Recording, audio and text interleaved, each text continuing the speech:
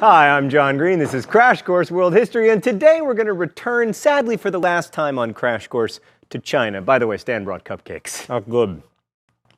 I wish I could draw some parallel between this and China, but I got nothing. They're just delicious. I'll sure miss you, piece of felt Danica cut out in the shape of China using blue because we felt like red would be cliche. Mr. Green, Mr. Green, Mr. Green! You don't get to talk until you shave the mustache, me from the past. So the 20th century was pretty big for China because it saw not one, but two revolutions. China's 1911 revolution might be a bigger deal from a world historical perspective than the more famous communist revolution of 1949, but you wouldn't know it because one, China's communism became a really big deal during the Cold War, and two, Mao Zedong, the father of communist China, was really good at self-promotion. Like, you know, his famous book of sayings? Pretty much everyone in China just had to own it. And I mean, had to.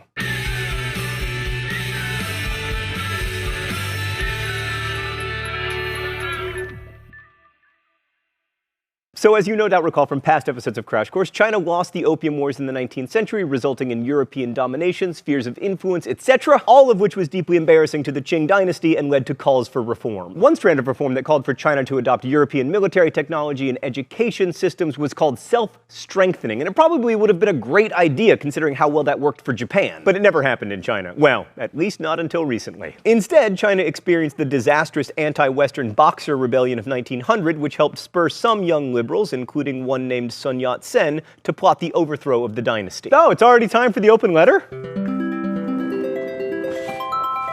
An open letter to Sun Yat-sen. Oh, but first let's see what's in the secret compartment today. Oh, more champagne poppers. Stan, at this point, aren't we sort of belaboring the fact that China invented fireworks? Wow.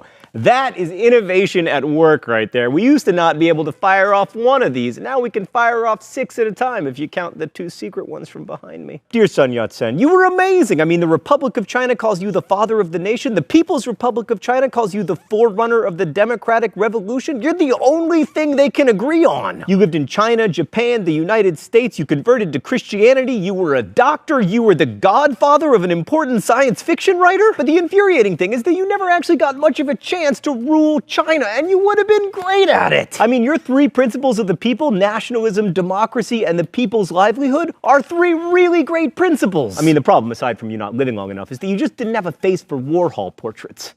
It's too bad. Best wishes, John Green. So the 1911 revolution that led to the end of the Qing dynasty started when a bomb accidentally exploded, at which point the revolutionaries were like, we're probably going to be outed, so we should just start the uprising now. The uprising probably would have been quelled like many had before, except this time the army joined the rebellion because they wanted to become more modern. The Qing emperor abdicated and the rebels chose a general, Yuan Shikai, as leader, while Sun Yat-sen was declared president of a provisional republic on January 1st, 1912. A new government was created with a senate and a lower house, and it was supposed to write a new constitution. And after the first election, Sun Yat-sen's party, the Kuomintang, were the largest, but they weren't the majority. So Sun Yat-sen deferred to Yuan, which turned out to be a huge mistake because he then outlawed the Kuomintang party and ruled as dictator. But then when Yuan Shikai died in 1916, China's first non-dynastic government in over 3,000 years completely fell apart. Localism reasserted itself with large-scale landlords with small-scale armies ruling all the parts of China that weren't controlled by foreigners. You might remember this phenomenon from earlier in Chinese history. First during the Warring States period, and then again for 300 years between the end of the Han and the rise of the Shui. So the period in Chinese history between 1912 and 1949 is sometimes called the Chinese Republic, although that gives the government a bit too much credit. The leading group trying to reform China into a nation-state was the Kuomintang, but after 1920, the Chinese Communist Party was also in the mix. And for the Kuomintang to regain power from those big landlords and reunify China, they needed some help from the CCP. Now, if an alliance between communists and nationalists seems like a match made in hell, well,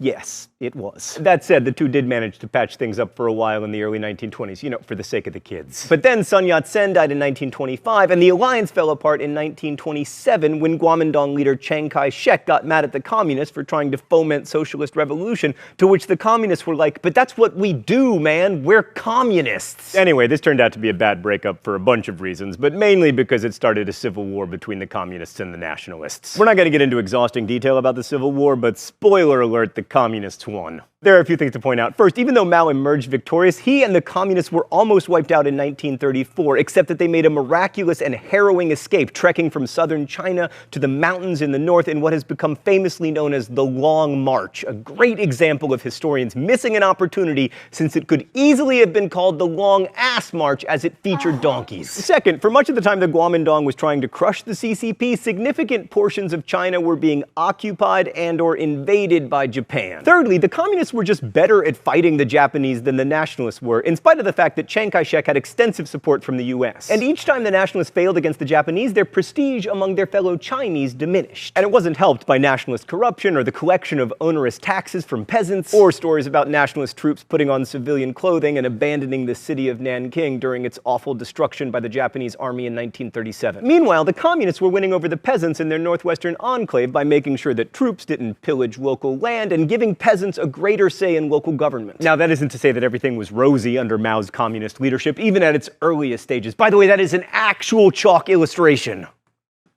Very impressed. In a preview of things to come, in 1942, Mao initiated a rectification program, which basically meant students and intellectuals were sent down into the countryside to give them a taste of what real China was like in an effort to re-educate them. We try to be politically neutral here on Crash Course, but we are always opposed to intellectuals doing hard labor. But anyway, within 4 years of the end of World War II, the communists routed Chiang Kai-shek's army and sent them off to Taiwan, and these military victories paved the way for Mao to declare the People's Republic of China on October 1st, 1949. So once in power, Mao and the PRC were faced with the task of creating a new socialist state. And Mao declared early on that the working class in China would be the leaders of a people's democratic dictatorship.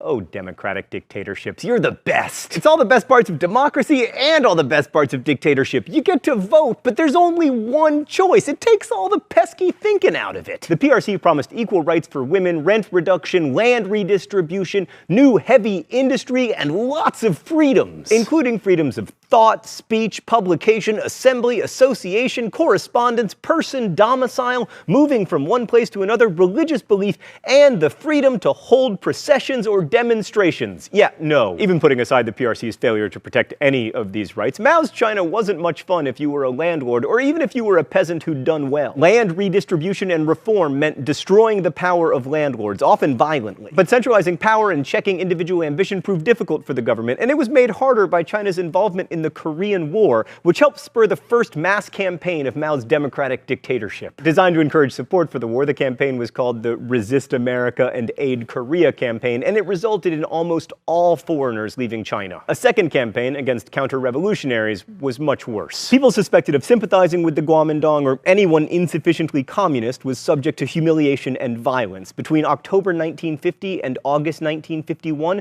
28,332 people accused of being spies or counter-revolutionaries were executed in Guangdong City alone. A third mass campaign, the 3 Anti campaign, was aimed at reforming the Communist Party itself, and the final mass campaign, the 5 Anti campaign, was an assault on all bourgeois capitalism, which effectively killed private industry in China. Very few of the victims of this last campaign actually died, but capitalism was weakened and state control bolstered. Okay, let's go to the thought bubble. Mao and the CCP set out to turn China into an industrial powerhouse by following the Soviet model. We haven't really talked about this, but under the Soviet system, Russia was able to accomplish massive industrialization, not to mention tens of millions of deaths from starvation, through centralized planning and collectivization of agriculture following what were known as 5-year plans.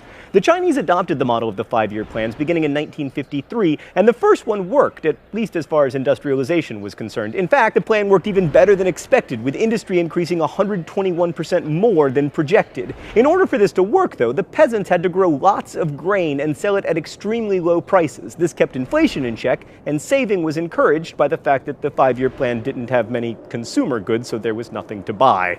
For urban workers, living standards improved, and China's population grew to 646 million. So far, Mao's plan seemed to be working, but there was no way that China could keep up that growth, especially without some backsliding into capitalism. So Mao came up with a terrible idea called the Great Leap Forward. Mao essentially decided that the nation could be psyched up into more industrial productivity. Among many other bad ideas, he famously famously ordered that individuals build small steel furnaces in their backyard to increase steel production. This was not a good idea. First off, it didn't actually increase steel production much. Secondly, it turns out that people making steel in their backyard who know nothing about making steel make bad steel. But the worst idea was to pay for heavy machinery from the USSR with exported grain. This meant that there was less for peasants to eat, and as a result, between 1959 and 1962, 20 million people died, probably half of whom were under the age of 10. Jeez, Thought Bubble, that was sad. And then in happier news came the Cultural Revolution. Just kidding, it sucked. By the middle of the 60s, Mao was afraid that China's revolution was running out of steam, and he didn't want China to end up just a bureaucratized police state like, you know, most of the Soviet bloc. And the Cultural Revolution was an attempt to capture the glory days of the revolution and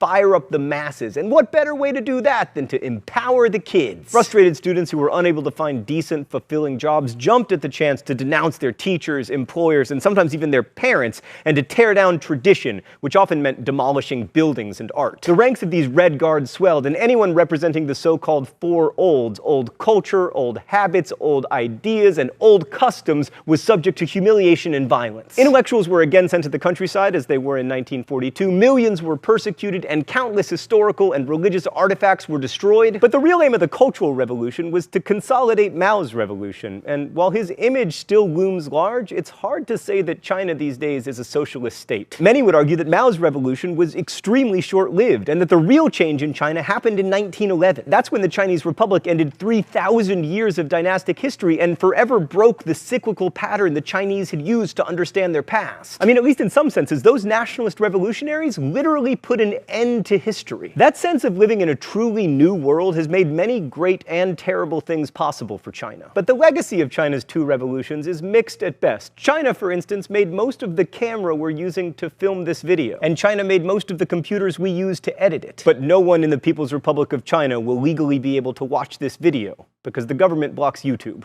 Thanks for watching. I'll see you next week.